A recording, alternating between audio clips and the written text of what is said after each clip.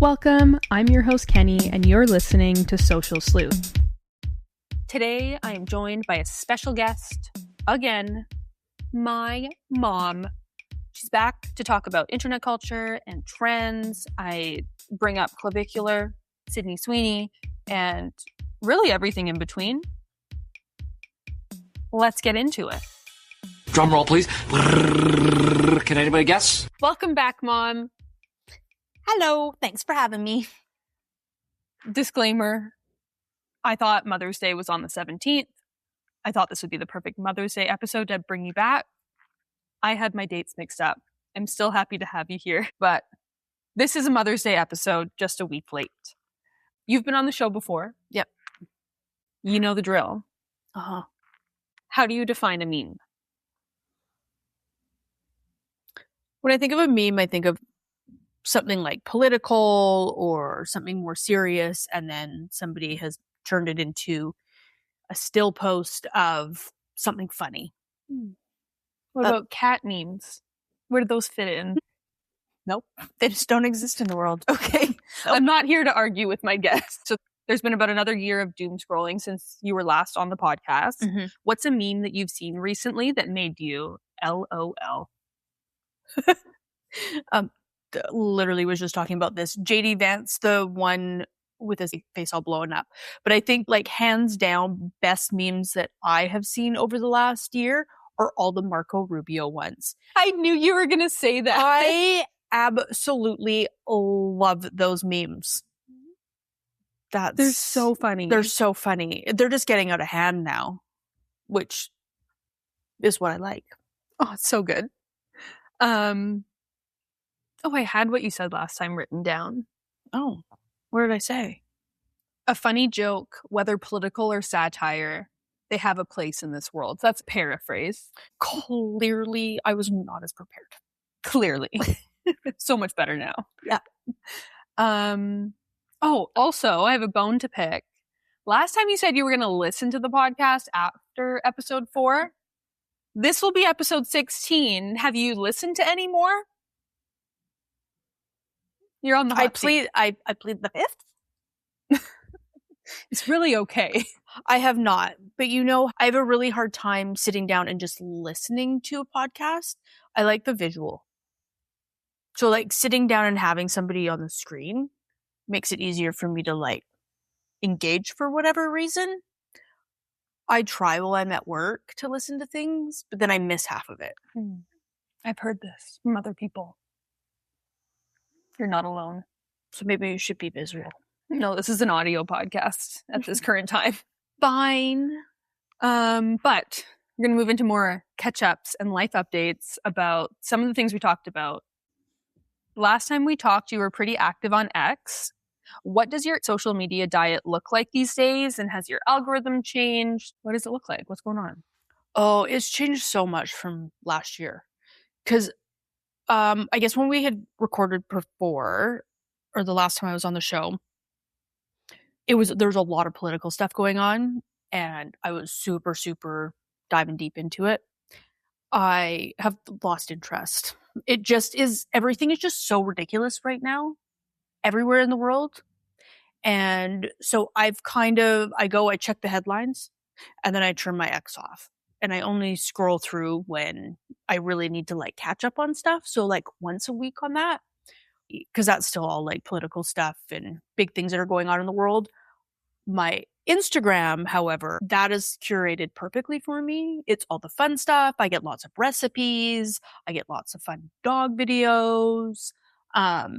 It's definitely my happier place. And then keeping up with, like, all my friends that are traveling and stuff. So that's kind of nice. But yeah, definitely not so much on the political side of things and news-worthy things. That sounds very healthy. Oh, and I'm also diving a lot more into Pinterest. It's a new era. A new era? New era. Pinterest is back? We'll Pinterest get into is back. more about Pinterest being back. Okay. I have a tangent. You probably already know what it's about. But that sounds very healthy. Kind of what we talked about the last time of just disengaging. I also have some media fatigue. I just want to watch my true crime podcast which again is a video. So I also like the video podcast too. But I just want to know who's being murdered by who and if they're going to jail. And that's about it. The politics are just so outrageous and crazy. But anyways, has my engagement with online topics specifically for social sleuth changed how you consume media at all? Like any of the topics I've talked with other guests sort of changed how you're thinking about the web? No, not really. I don't think so. Oh, maybe like the surveillance sort of stuff. Yeah. I think I definitely am a little bit more aware of like accepting cookies and what I'm filling out. And I'm really trying to like limit, I guess, that. Like I'm using my VPN a lot more and to avoid getting fed material that I just don't care for. But yeah, so I guess maybe a little bit. Good. Hear that. My mom uses a VPN. You can too. I don't use it nearly as much as you do. This would be the perfect time for a plug. Okay, but into the current internet culture and trends. We talked about mommy bloggers and wellness influencers last time. What trends are you noticing now on social media? Probably the fitness, still wellness, but I'm seeing a lot more like fitness trainers. Everybody's a personal trainer nowadays. Oh, I have a lot of that on my... Instead of a wellness air quote guru, they're just personal trainers again? Yeah, I think I would say probably, yeah, the wellness stuff is still pretty big. Primarily I feel like there's just way too many fitness influencers out there. Like, which is great because that means that people are obviously hiring them and utilizing them, but there just seems to be a lot. Do you think it's organic or do you think it's like part of this like skinny talk? Everyone's going on Ozempic or doing peptides. Oh, I totally forgot about that. Extra thin again. Yeah, I'm not really a fan of this new trend. Like I remember like the heroin chic when I was growing up, but like we were talking about this the other night that like it doesn't. I remember the girls still looking not like gaunt and not like bones. They were very skinny, but they didn't look ill. And nowadays I think that it's gotten out of hand. The Ozempic thing is wild. It's sad. It is sad. It is. And that kind of rolls into my next question. Oh no. Of sadness. Last time we briefly touched on the Manosphere. Oh, yeah. Top 10 word, honestly. There's a new addition to the bunch. None other than Clavicular. The Bone Smasher, the Look Smaxer. I want to know what you know and what you think. I don't really know a whole lot. He's a little young. I feel a little weird Googling up these young boys. I never thought of it that way, Mom, but okay. It seems strange. I also don't want it on my algorithm. Yeah. Not really. I don't search him. He just appears. But your algorithm is going to be I'm the target audience for bone smashing. No, but for that age group. Fair. It's not really my age group. Understandable. But as far from what I do know, I know very little. I've seen him, which has made me look a little bit more into why is this kid's jaw like this, to then discover that the smashing of bones, very strange. Don't like that. Glad I don't have a boy, because that's a whole other weird genre of boys that I would be scared to have raised. Just strange. It's very strange. That is very sad to me. Yeah, I don't usually do my 2 bits on Social Sleuth, but yes, it's very, very sad. And I think it's clearly like body dysmorphia or a mental illness of some sort that causes this low self-esteem, whatever. And that is very compelling. But to be somebody that then wants to either profit or promote the things that he does and promote these solutions, air quotes. Oh, he does? This isn't just for himself? Like he's actually making money off of this? Well, he's creating content. Oh, I guess showing and sharing what he's doing and like I never really you are thought not about it that attractive way. enough by these standards. These are the standards of like how Yeah. you, and he's like, sure, it's coming from an empowerment and a like get better, make yourself better, improve sort of like I can help you, help me help you. Well, it's the same along the same lines as people going to get plastic surgery and stuff. It's just it's an at-home kit. And it's dangerous. It's very dangerous. And it's like targeted to younger men or boys. Mm-hmm. And it's just wild to see the evolution of like we already saw it so much with women, and we saw it so much earlier in so many different iterations over centuries of time. And now we're finally seeing it broadcasted on media of like men discovering like aesthetics and self-improvement. And like, not to say that men were never self-conscious of their looks before Clavicular. Like, I'm not saying that I don't at all. think to that degree, though. To the degree of changing it. Like, we've gotten to the point that, yeah, it's kind of chill if men want to wear makeup. There's men's makeup lines. Like, nobody's really batting an eye. Or you could probably walk by somebody and not even know. Like, some concealer to make themselves feel better about their complexion. Who cares? Yeah, I remember a few guys like you. years and years and years ago, like 20 years ago, that were wearing makeup at work, but we're not. It was just more or less like cover up and stuff like that, and it was just to cover up like insecurities, and I think it's also, acne and stuff.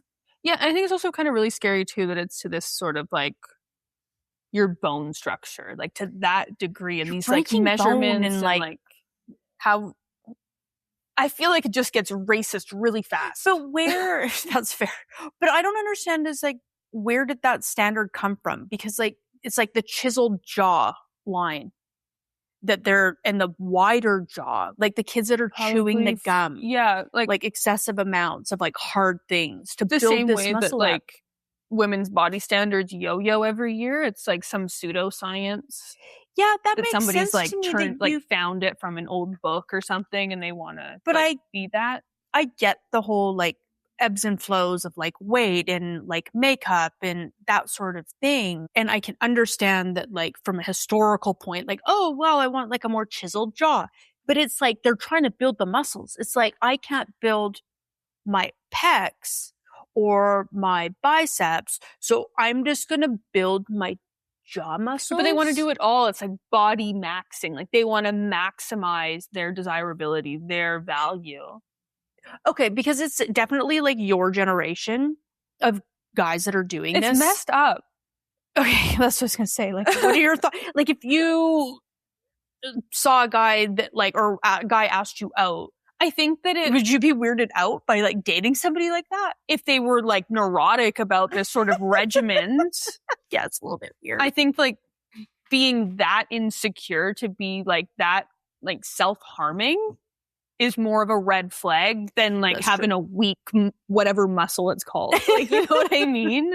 It's really not that deep. It's so weird.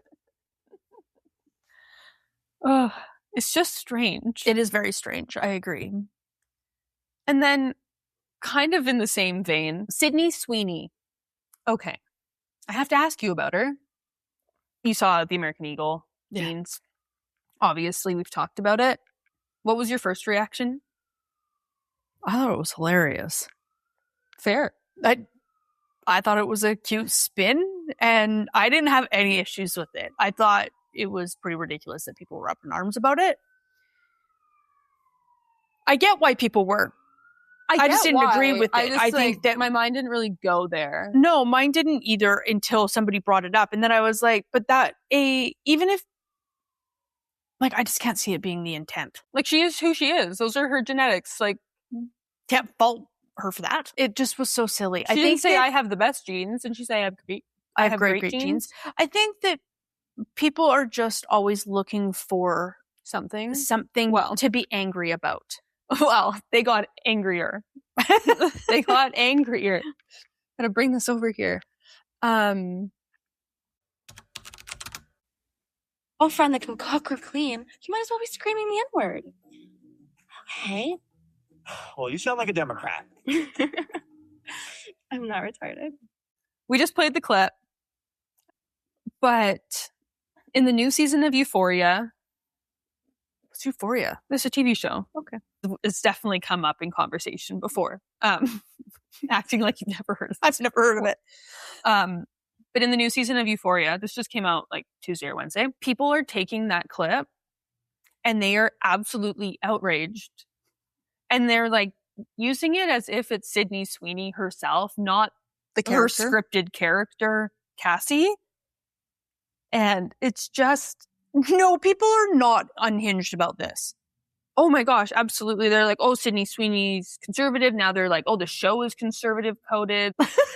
And I think it's so funny. It's so ridiculous. It's like, you don't go, I don't know. It's so silly. It's for entertainment purposes. Mm-hmm. Yes, a little offside, but if we back this up 15, 20 years ago would not be an issue. Like when you were growing up, that sort of thing would have been considered funny. There would have been nobody up in arms about it. It would have just been another clip, whatever. Also, like the show is representative of Americans. It's an American show.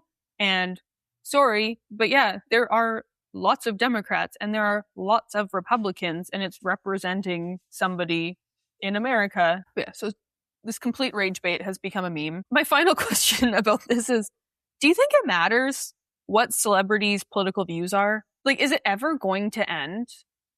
I don't agree with celebrities having their two bits in the public. I don't think that too many people will just jump on the bandwagon because they like somebody on both sides of the spectrum. I don't agree with people that have a public platform and a soapbox that they can stand on should be out there advocating or having their 2 cents about politics. I think there's very few people in the entertainment industry that are like capable of doing really good things with their platform when it comes to politics. I don't think it's everybody, but I also couldn't say that there's like nobody. Yeah, that's a fair statement. Because everybody has like their own personal interests, and maybe they are educated and able to like on the topic and able to share it in a good way, and their platform is a good use of that. But by and large, like I just don't care. I don't care. I care maybe about who's funding who. Like if there's some specific funders for a specific artist, I might avoid their music. Yeah. Personally. But I've been turned off of artists and actors in the last 5 years because of their voice coming out so strongly from political aspect or even like the COVID side of things. I got turned off by them as individual people because I just don't care what your opinion is. I think there's also a lack of transparency of, like, I don't care that Nicki Minaj is a Trump supporter or Kamala Harris supporter. I really couldn't care less. no. Like, it's irrelevant to me. Yeah. Snoop Dogg going to the RNC. Is that what it's called? Yeah. The Republican conference. I don't know what it's called. I'm not American. Yeah. Who cares? Yeah. Like, I don't really care. Also, of all people, he does everything. He'll do anything to get that bag, and he's good at it. Like, leave him everybody alone. just loves him. Yeah, leave him alone. It's him and Martha. Just leave us alone. But yeah, like who cares? Yeah, I just About leave like, the politics. It's not what you're known for. That's not maybe like your specialty. Maybe you should just stay out of it. I agree. That goes to you too, Katy Perry. Oh, don't even. She might sue me. Literally. Do you think... Oh, this is another one about Sydney Sweeney. Do you think she's just playing chaotic characters? Or do you think she's just cool and she's just like, yeah, I'll do it. I'll do the rage bait. Let's rile them up. Honestly, the more I've seen of her and just kind of like clips and interviews that I've seen her, I think she's totally doing it for the rage bait. Yeah, because like any exposure is good exposure. And she's hilarious. And she's very sassy. She's really funny. I think she just loves stirring the pot. I would agree. And I love it. And I'm here for it, yeah. Me too. I like Sydney Sweeney. She's a silly girl. Okay, now that that's settled. Sydney Sweeney for the win. Last time we talked about satire getting hit with misinformation labels. Have you noticed more community notes, disclaimers or like shadow banning. I think things have changed. So there has been a shift. I noticed definitely in X, where now instead of getting a million community notes of people putting their 2 bits in, because there is like, I would get community notes, read them, and be like, that's actually incorrect. Especially on stuff that like you've got Americans writing the community notes for things that are Canadian. And you're there's like, a disconnect. There's a disconnect there. And I was like, okay, this is stupid. But what they've done now is that rather than community noting, I think they still do it, but it's very limited. You can now hit the X up in the corner and it will AI it for you and tell you. So you can do the research to determine if it's correct or not, rather than it being community noted. Or if somebody, I've found that like, I'm like, oh, that doesn't. Are community notes just gone? No, there's still a few, like you still see them, but not nearly as often. Like I would log in and I'd have like 30 community notes and I'm like, this is dumb. And then now I'll get like maybe one a week where it's like very specific, like there's like backup documents and because you were a moderator on Yeah. it, right? Yeah, and then the on Instagram, I never really had any issues with Instagram with community notes. I don't think they do it. They're not community notes. They do like warnings, like the blur. Oh, yes. And I think I you do can set like that as the poster, but also if it gets flagged as that, which I like, so that they can still post stuff. Like if it's about like news articles or breaking events or maybe like activism stuff, it's kind of cool that they can do that. Yinner. So, do you think things are getting more or less tense online, political correctness wise?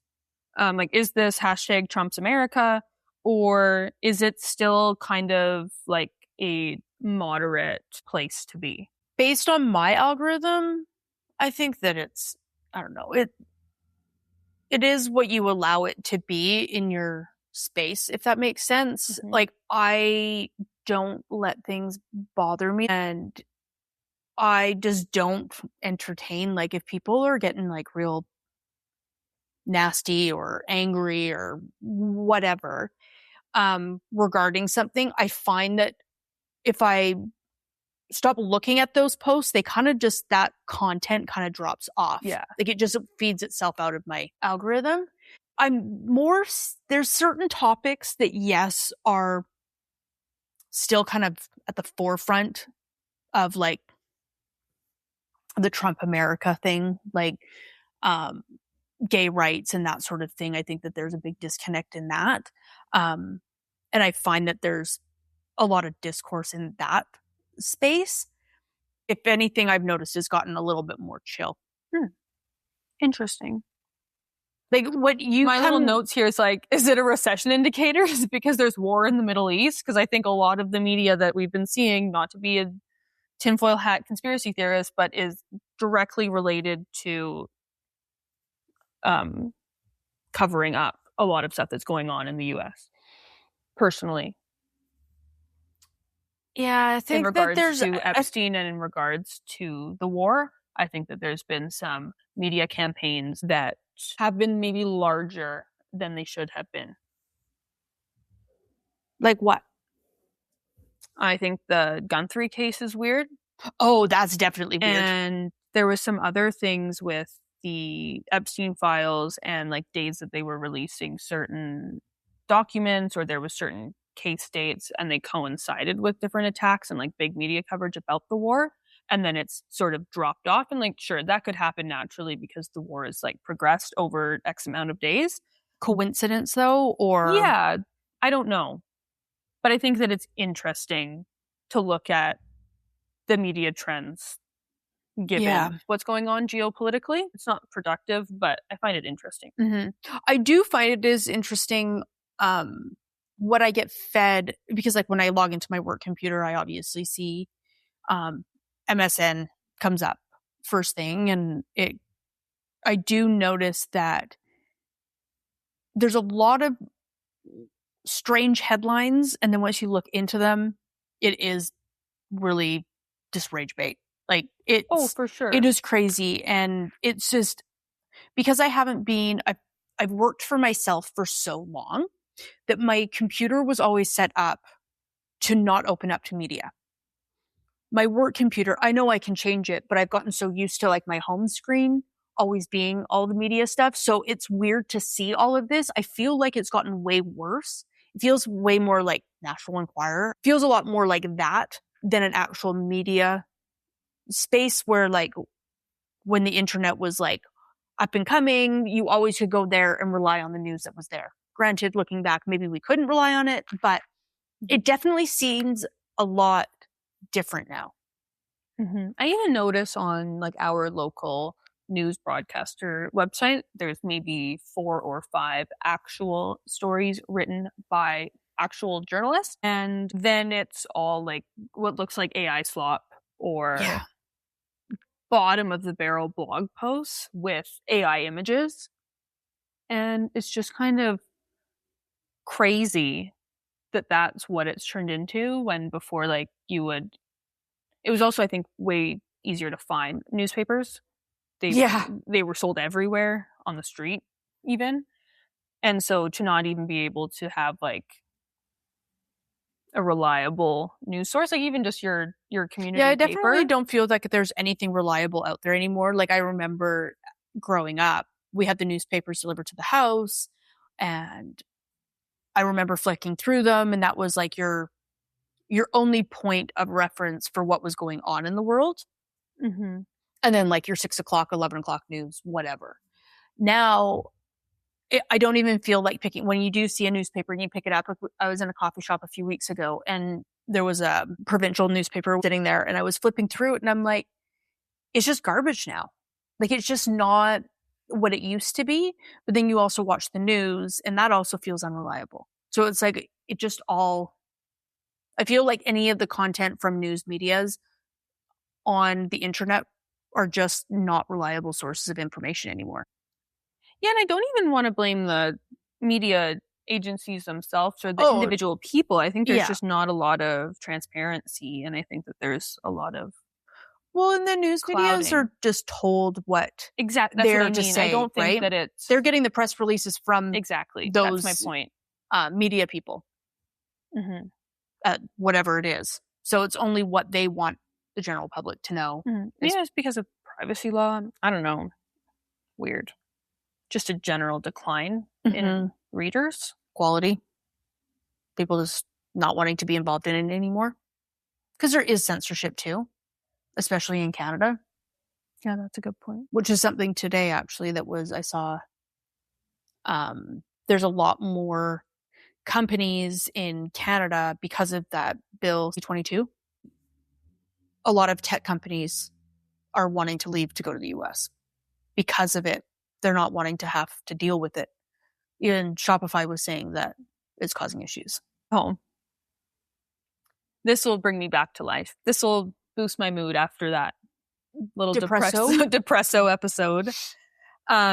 This was my soapbox. I know I like to give the end to my guests, but I need to have my little bit. More into the internet culture. I've been saying this since January, so you should have expected my surprise tangent. I don't know if I willed it onto my For You page, but 2026 is the new 2016. The vibe is the same. Everything is just reoccurring. It's crazy. Okay, in all fairness, January through the end of April in 2016 was probably some of the worst months of our lives. Yeah. Okay. And hold on. January through April of this year, what I'm saying, was the worst time in my life. Worse than 2016, in my opinion. I would say so. Handled it better. Way better. Growth is good. Navigated it way better. But we're in May now. No, but 2026 is the new 2016. And hopefully it'll be the same as 2016 because like after that it kind of got better for a bit. Until COVID. Yeah, whoa, slow your roll. Life is not that cyclical. I refuse to believe it. That'd be so sad. But I think the colors are coming back. I think you're right. The colors are coming back. The energy is coming back. People don't care about being cringe in the same way that we didn't care in 2016. I think we're shooting towards the YOLO, #YOLO again. And I'm kind of here for it. Epic summer. Are we going to get shirts with mustaches? Shirts with owls? I don't know. Maybe we could like wear some Keds or something. Maybe that was 2012. I don't know. I thought it was like 1991. Well, they come back every time. Either way, I just feel like it's here. I never really thought about that. The internet, I feel like it's like full circle. My For You page on YouTube, different people, same vibe as the YouTubers that I watched in 2016. Just a little spin. You know what? Now that you say that, just seeing what you've been watching, that's a really good point. It's because it's that age group now creating content that was watching the content. Yeah, I'm sure there's a reasonable explanation for it, but it's insane. Have you seen other people saying that online? Yeah, I have. Okay. I've had it. It's not just me. Does it feel like it to you? Kind of, yes, no. Now that you're kind of pointing out those things, I'm like, oh, now I see it. I'll see it now. Yeah, I didn't really think about it. But yeah, no, you're absolutely right. 2016 was a time, and especially the first half of it. Absolutely wild. Yeah. But as a Gen X mom, what's one big culture shift online that you just don't get? Like even in the slightest. Sharing intimate details about yourself. Oh, like oversharing. There's so much oversharing. I thought you were going to do like the little hearts or like I can't even do it. I don't old see of it Gen that Z. much. I don't get it. And I am also not on TikTok anymore because I can't. I just like can't. Gen Alpha gang signs. Their little hearts. Yeah, they're little hearts and they're little like T clapping. Oh my God. Ridiculous. Makes me feel old. Because you are. Thanks, Mom. But no, I don't understand the oversharing and kids being on media. That's just weird to me. Like using your kids and all these like little, especially like little girls I've noticed. A few like very specific ones that it seems to be just like snotty, inappropriate behavior of children, and parents are marketing it and making money off of it. And I don't agree with that. And I find it really cringy. That and the oversharing is, I don't really care what you did on the weekend with your boyfriend. Not my business. But yeah, those two things. Fair. Okay. Was there anything else that we didn't cover that you wanted to get off your chest about internet culture? No, not that I can think of. Okay, well then the floor is yours. This is your soapbox. You get the last words. Last time you said, educate yourselves, make educated decisions, listen to your friends over strangers on the social media. What else do you got? Motherly wisdom. Do things that make you happy. We need to stop doing things just because we feel like we need to check freaking boxes off. I think that we need to focus more on making ourselves happy and not other people. Yeah. Be happy. Thank you, Mom. Thanks, Kenny. Bye. Bye. Thanks, Mom, for joining me. It's always great to hear your thoughts. It also gives me, or I have to try and not interrupt you as much when I'm interviewing you. So it was nice to hear your answers to these questions. That sounded stupid. I sounded like Theo Von there. Trying to read his ad read. You can't find my mom. She's mine. I'm not sharing her personal information. But you can find this podcast at kennyc402.com. Yeah, it's not on Substack anymore. Things are changing. And listen anywhere you listen to podcasts. Thanks for listening. Keep sleuthing.